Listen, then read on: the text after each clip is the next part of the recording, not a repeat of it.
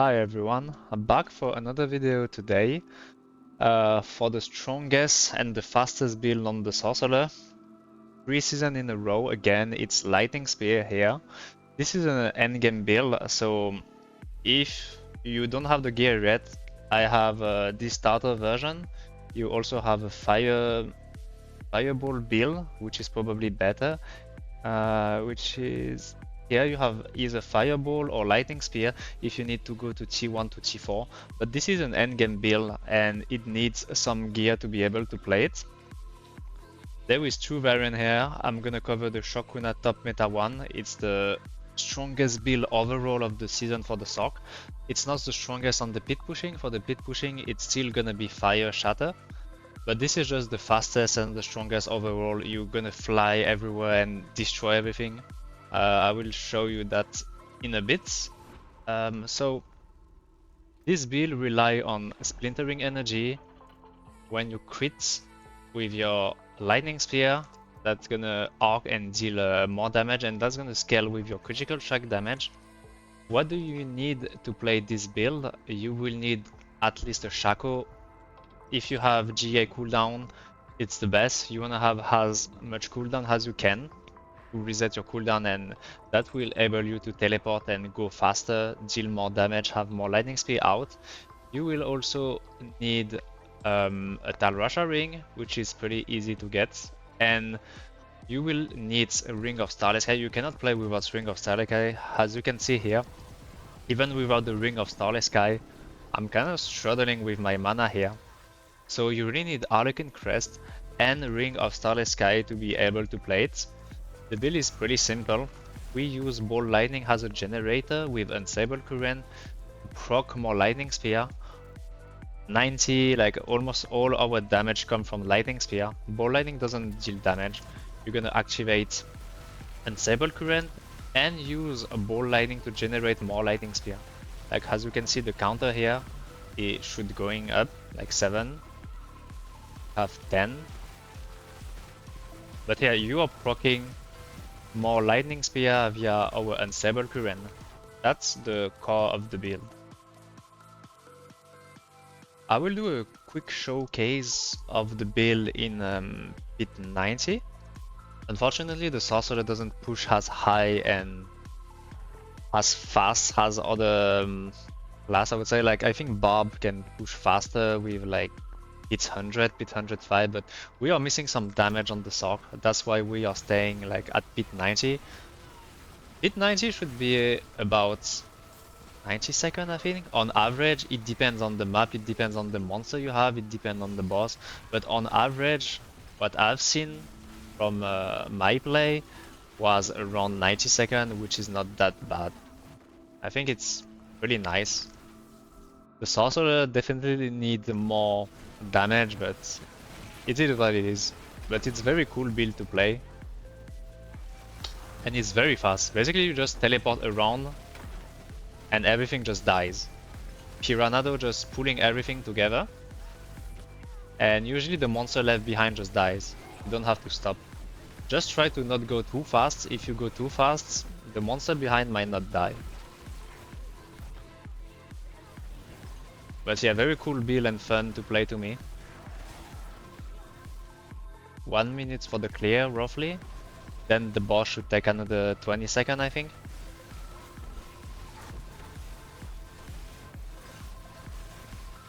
Wow, it was like 10 seconds, but on average I think it's would be like 80 seconds, maybe 90 seconds for the pits. Let's check the Undercity now. I think the Sorcerer is the best if you wanna farm Undercity. I just used the Tribute of Refinement. That's gonna give you 2000 Obducite. It's the best way to farm Obducite, and I think this is the content where the Sorc is the strongest and the fastest, because the monster just get deleted, the instant get destroyed. You don't even need to try to not go fast because they don't have HP. This is just C4. I don't think any class can go faster than us because we just keep spamming teleport like this and everything just dies. If you're not familiar with Undercity, you don't need to activate every beacon. You just need to fill your bar to have 4. and that's gonna be enough to get all the reward. Like maybe I can skip this one. The only hard thing with this is to not hit the wall. But when you get used to, I guess it's alright.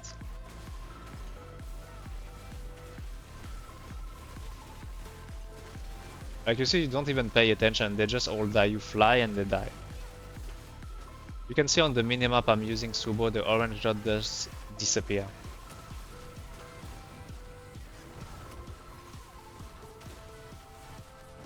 Alright, last one. If you have hard time and motion sickness, you can just watch the minimap. I mostly just watch my minimap, don't really watch my character teleporting around like this.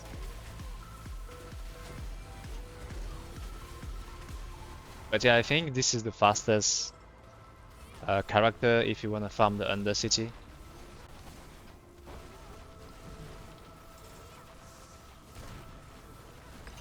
And yeah, that's it. 2000 Obdusites. That was pretty fast. And yeah, Undercity Sorcerer probably best. So skill rotation of this build. As I explained earlier, you use Unstable Current and you use Ball Lightning to generate more Lightning Spear. But to make it simple, you just press everything when it's off cooldown. You wanna press Unstable Current, then Ball Lightning. That's gonna reset with your Orange Herald. You're gonna have 100% uptime on your Unstable Current. I got many questions about Ball Lightning if I press like this, but now you just press once and you hold. As long as you have mana, it's gonna cast Ball Lightning.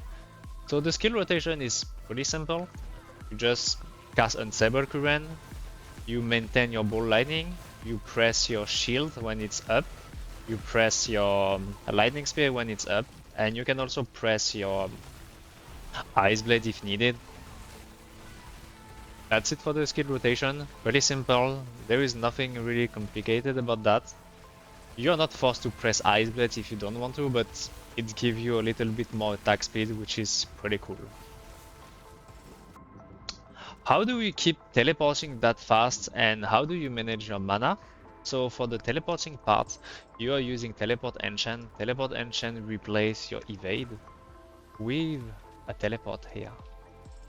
And you're gonna need the boots with attacks reduce, evades cooldown by 1.5 seconds. It means when you teleport and it's on cooldown and you attack, that's gonna reduce it by 1.5 seconds. That's how you reduce the teleport, and that allows you to perma teleport if you have good gear, if you have a lot of cooldown. As you can see here, the cooldown is 1.7 seconds. That's reduced from 1.5, so there is a delay of 0.2 seconds where you cast your Ball Lightning, and you can basically attack once, teleport once, but for that you need a lot of cooldown. We're gonna see that in the gear section a little bit after. I'm also gonna explain the mana. How do you handle the mana? Many people have problem with the mana and out of mana a lot. The thing is, you need very good gear and you need Primordial Binding. For every conjuration summon that you have active, that's gonna increase your mana regeneration. I also have that on the amulets. I don't have a GA, but if you can have a GA, it's very good. It's gonna give you more damage and more mana regeneration.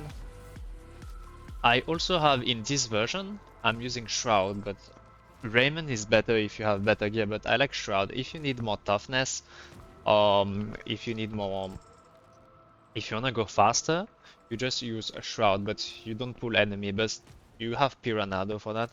You also have this thing, when you collect Crackling Energy, that's gonna restore your mana.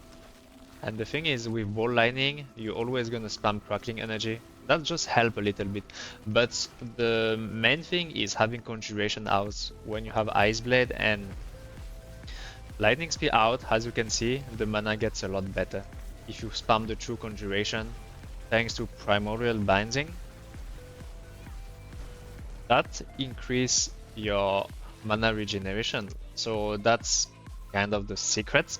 Spam Conjuration, you get Conjuration out from Unstable Current. You get lightning speed out and you also get familiar. That way you always have 10 stack of conjuration outs, and that's how you manage your mana.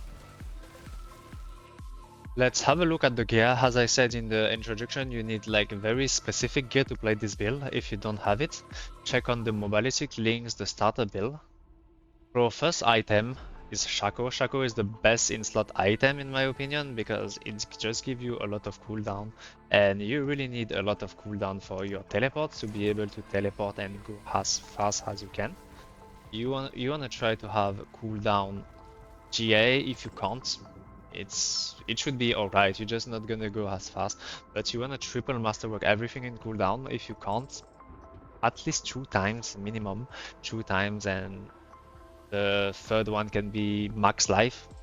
Max life should be the best. Armor and maximum resource doesn't really matter. On the chest right now, I'm using Shroud because with Raymond, the problem with Raymond is it's make your teleports slower. And I just want to go fast right now. I'm farming low pits here, so I don't really need to pull monster together. But pulling monster together is better. If you have enough gear, I would recommend you to use Raymond. But if you don't have enough toughness, if you don't have enough cooldown, using Shroud can allow you to teleport faster if that's what you're looking for. But yeah, I'm using Shroud. The GA, the best GA is probably All-Stat, triple Masterwork on it. Having max life is also fine. If you can't Masterwork free time, you just have like a mix of All-Stat and maximum life, which is fine. For Raymond, you want to Masterwork Glass Cannon, free time or range. If you can't, it's gonna be 2 Glass Cannon, 1 Intelligence, that's the best. And yeah, that's the true option for the chest. On my planner, I use Raymond because Raymond is better if you have a better gear. But Shroud is just a replacement to use if you don't have very good gear and you need something to help with your toughness. It also gives you life and help with cooldown.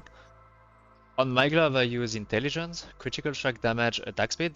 You don't need that much attack speed anymore on my planner on mobility. I got the details here for the attack speed here. That's why you don't need GA anymore.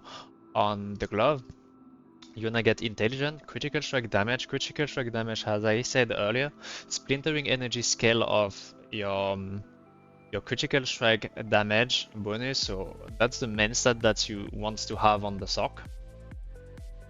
Tempering, you wanna temper freeze and you wanna temper critical strike damage for more damage. If you masterwork 3 times critical strike damage temper, it's the best possible for the damage. That's why. Otherwise, you can get 2 times on the temper, 1 time on the affix, but the temper has higher value. You can also get intelligent, but 3 times on the temper is the best. And lucky hit chance to freeze to help on staggering.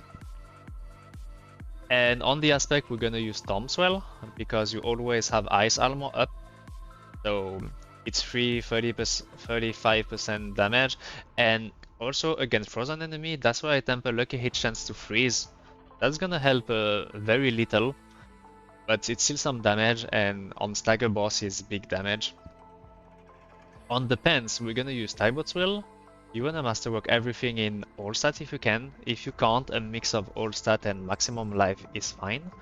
The damage reduction while unstoppable doesn't matter to us here. What we use is the 20% increased damage while unstoppable and for 5 seconds after. If you have enough cooldown, you will be able to flame shield here. After this, 5 seconds after, you're gonna press it again, so you have perma uptime on the 20% damage on the Tybo's skill. The damage reduction when unstoppable, we don't need that, like we don't use that unless you use Novel, but we don't use Novel for speed farming version. So we go all stat and just the damage. This is 20% more damage with all stat, with toughness, with maximum life, so it's probably best pants and it's probably easier to get than regular pants.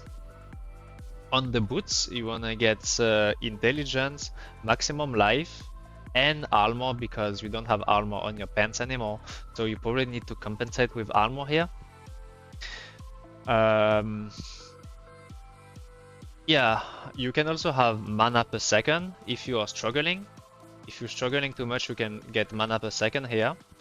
But I would go for Intelligent, Max Life, Armor, Mana per second, Lucky Chance to Immobilize to help stagger the boss faster, Evade cooldown, that's gonna reduce this cooldown. This is 1.9 here, it goes to 2.8 without it. On the Masterworking, I want to have 2 Masterwork on Evade cooldown, 1 on Intelligence. If you have on Life, it's obviously okay too. On the aspects, we're gonna use Harvenge Herald. Even if we have a lot of cooldown and the cooldown is already 12.6, when you are speed farming, you are going like too fast and it's very hard to reset your cooldown with Ice Blades. And Concussive Strike for more damage doesn't really matter. This is in the pit pushing version, so I just use Orange Herald to have 100% unstable current uptime. You can probably use Concussive Strike and Roaring Ice Blade, but it doesn't really matter in speed farm. That's it for our boots. Our weapon, you wanna have 2 GA. If you can't, the first GA that you would get is critical strike damage, then intelligence, then max life. You wanna temper critical strike damage because all your damage scale of this, and also chance for lightning spear to deal double damage. The best and the most damaging one is triple masterwork chance for lightning spear to deal double damage, because now splintering energy scales of lightning spear damage. That's why we also have rank. We're gonna see that in skill tree, but yeah, you also put splintering energy on the staff. This is the damage come from splintering energy, so you wanna use it on the staff to have the most damage possible. I guess that's it for the staff. For the amulet, you wanna get intelligence, primordial binding in GA, and the last one, it's not cooldown. You wanna get permafrost or inner flame. You don't need the cooldown, but I could not find an amulet. You wanna masterwork everything in primordial binding because that's the most damaging one. Then on the temper, you wanna get evade reduction cooldown. Yeah, like 1.9 without is 3.1. Because you want to go as fast as you can. And temper critical strike damage again for more damage. On the aspect, you want to use Inner Calm, which is the most damaging one. That's why you put that on the amulet. For the Tal Rasha ring, you want to have 2 GA if you can. If you can't, you just get cooldown. You want to get cooldown and non-physical damage ideally. And you want to masterwork everything in cooldown, because you should not have cooldown on the amulet. So you have 3 orange on cooldown for Tal Rasha ring. Streaming or Starless Sky, you wanna masterwork. It doesn't matter, you just need 2 roll, I think, in attack speed to be capped, and the last masterwork doesn't matter at all, it can go anywhere. You don't really need crit chance anymore because of the Witchcraft. We're gonna see the Witchcraft a bit after, but you don't need critical hit chance anymore. And yeah, that's it for the gear. For the skill tree, we have 2 points here to unlock this. We have Charge Ball here to get some DR because you proc Charge Ball when you have Unstable Current up and Spawn Ball Lightning. That's gonna proc some Charge Ball and give you some DR on the boss. So we need 1 point in Potent Warding to unlock these nodes. We got a lot of points in Teleports to reduce the cooldown on the enchantment. We also have DR here. We don't need points in Flame Shield because we have Shaco here. Give 4 ranks to all skill. We have Ice Armor here. That's gonna give you a shield, and this is gonna give you even more damage. Glass Cannon here, that's also gonna give you more damage. Familiar here, that's with Invoked Familiar, that's gonna give you more damage again. Mana Shield gonna give you some toughness because you spend a lot of mana. Primordial Binding for damage and mana. Ice Blade, we are using Invoke Ice Blade on the speed farming version because it's just 3 attack speed. You can cast 3 and have 3 on the enchantment. You can have up to 60% attack speed, which is very nice. If you have more attack speed, you're just gonna cast faster and go faster. And align the element protection for more toughness. We now put some point in Lightning Spear because Splintering Energy now scale off the damage of the Lightning Spear. Here we have Inner Flames to get more damage in general. Ball Lightning here, gonna give you more attack speed, and this is gonna get Crackling Energy. You also need Crackling Energy for the Paragon, get the damage. But we use a Ball Lightning instead of Charge Ball because Ball Lightning is casting faster than Charge Ball. Like, let's say in 10 seconds, you're gonna cast more Ball Lightning than Charge Ball. That's why we use Ball Lightning. Ball Lightning and Charge Ball doesn't deal damage. It's just used as a generator, and Ball Lightning is just faster. That's why we use Ball Lightning over Charge Balls. Here you have the 3 nodes to get more damage. This is also more damage. We have a cooldown here. Cooldown is very important to go fast and to reset your lightning spear. We also have unstable current here. We put some point here to help with the cooldown. And yeah, it might not be needed. Maybe you can get electrocution if you have too much cooldown. But yeah, that's the more convenient, I think. And that's also give you more attack speed. And finally, we use Enlightenment. That's gonna buff our damage, our attack speed, and mana regeneration. For the Witchcraft power, we use Piranado. As you could see in the showcase, it has a very big AoE pulling monster together, and that's help a lot if you don't play Raymond. This is the best Witchcraft of the season for the Sorc probably, because now you don't need critical strike chance.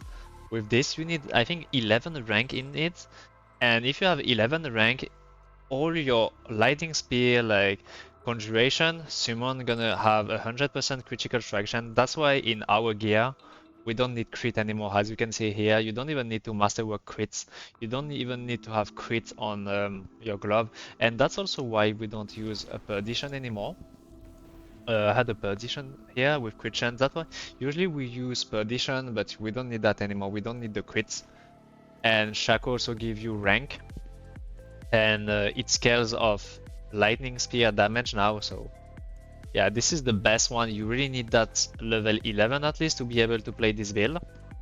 So make sure to level up Grow to level 11 to have 100% crits on your lightning spear, because if you don't crit, you don't deal damage. Very important one. This one, specialization. Target inside your aura gonna take more damage from your critical strike damage, and you always crits. Aura. This is the aura of siphoning. That's gonna synergize with aura of specialization. Soul harvest. When you cast a cooldown with enemy around you, you're gonna gain 1% of your primary core stat. Very important one. And the last one, Hex of Flame. That's gonna proc Piranado and deal a little damage. For the gems, we got this one that's gonna upgrade your growth and decay witch power.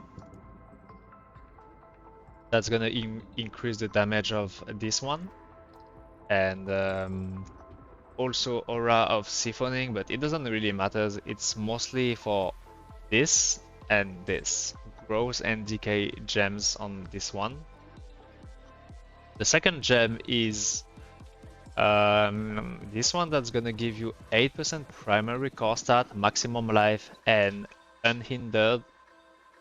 And the last one's gonna make your lightning spear, your summon, deal 15% increased damage to X enemy thanks to Hex of Flame. On the potion, to cap my attack speed, we use Elixir of Advantage 2. For the incenses, we use the intelligence one. Then we use this one to get maximum resistance and armor. And this one to have a little bit more toughness with life. For the Mercenary, we're gonna use Subo to have more damage, 25% more critical strike damage. We have 100% crit, so it's straight up big damage. You also have the map pack here. The monster become little orange dot that you can see on the map. Since you go very fast, you can also check on the map if they are dead or not, if the orange dot are still here. And on the second one, we use right here with Bastion.